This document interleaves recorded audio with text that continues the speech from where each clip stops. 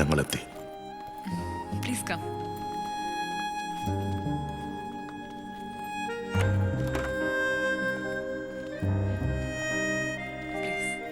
Thank you. ഇത് അങ്കിളുടെ room.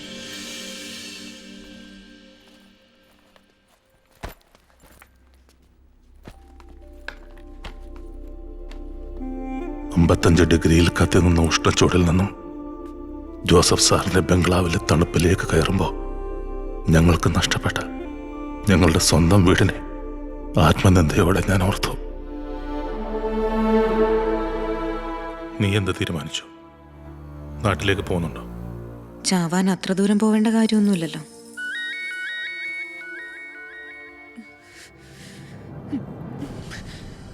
നാട്ടിൽ പോയിട്ട് എങ്ങനെ ജീവിക്കും? കാശ് കൊടുക്കാനുള്ളവരൊക്കെ ഇങ്ങനെ രാവും പകലും വിളിച്ചോണ്ടിരിക്കുമ്പോ ഞാൻ എന്ത് മറുപടി പറയണം? അതോ അവനെയൊക്കെ കൂടെ ഞാൻ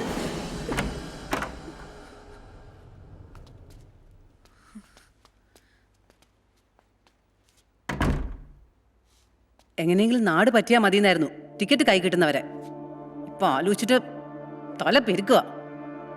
ഇവളുടെ കല്യാണം മനസ്സിൽ കണ്ട് 1-2 പ്രോപ്പർട്ടീസ് മേടിച്ചിട്ടതാ. ഇവിടെ പ്രശ്നമായപ്പോ എല്ലാം വിറ്റു. കൊട്ടാരം പോലെ വീട് വെച്ചിട്ടുണ്ട്. അത് പെങ്ങളുടെ പേരിൽ എഴുതി വെച്ചിക്കാം ഇവിടെ ഒരാളും. ഇനിയിപ്പോ ചെന്നിട്ട് അതിന്റെ ചായ്പിലോണം കഴിയാൻ. ഞാനവിടെ താമസിക്കില്ല. പിന്നെ എങ്ങോട്ട് പോകണം? അടങ്ങി ഒതുങ്ങി പറയുന്ന കേട്ടിരുന്നോണം.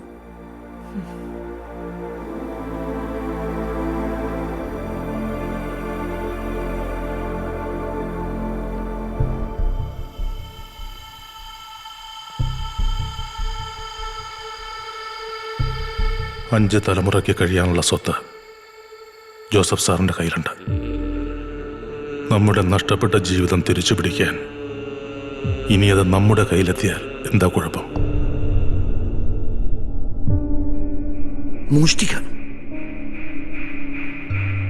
കാട്ടിലെ നിയമമാണ് സത്യം. വിശക്കുമ്പോൾ നായാടി കൊല്ലുന്നത് പാവമല്ല. ഈ അവസ്ഥയിൽ ഇവിടെയും നാട്ടിലും നമുക്ക് ജീവിതമില്ല. ഒന്നുകിൽ മരിക്കാനുള്ള ധൈര്യം ഉണ്ടാവണം, അല്ലെങ്കിൽ ജീവിക്കാനുള്ള ധൈര്യം. രണ്ടിലൊന്ന് ഇപ്പൊ തീരുമാനിക്കണം.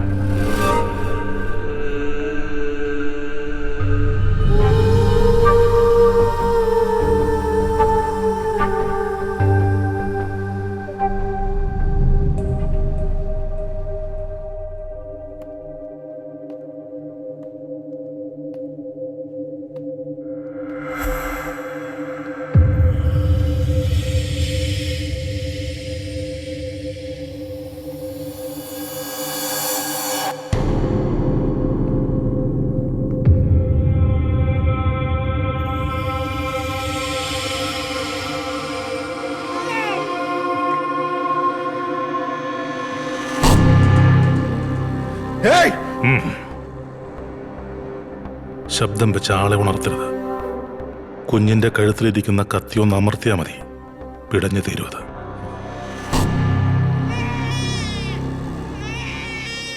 അരുത്, എന്റെ കുഞ്ഞിനൊന്നും ചെയ്യരുത്. നിങ്ങൾക്ക് എന്താ വേണ്ടത്? പണം. നിങ്ങളുടെയും കുടുംബത്തിന്റെയും ബാങ്ക് അക്കൗണ്ടുകളിലുള്ള ഫുൾ എമൗണ്ട് ഞാൻ പറയുന്ന അക്കൗണ്ടുകളിലേക്ക് ഓൺലൈൻ ട്രാൻസ്ഫർ ചെയ്യണം. ഈ നിമിഷം. ഒരു നിമിഷം വൈകിയ കുഞ്ഞു പിന്നെ ജീവനോടുണ്ടാവില്ല.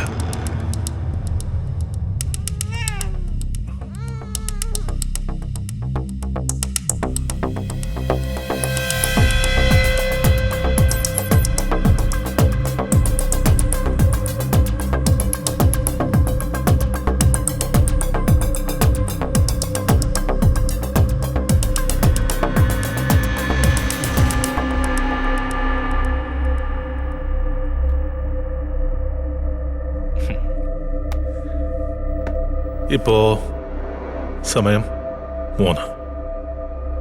5 മണിക്കാണ് ഫ്ലൈറ്റ്. 3:30 ഇവിടെ നിറങ്ങണം. ഇവിടെ നടന്നതൊന്നും ഒരാളും അറിയരുത്. കുഞ്ഞ് ഞങ്ങളുടെ കയ്യിലുണ്ടാകും.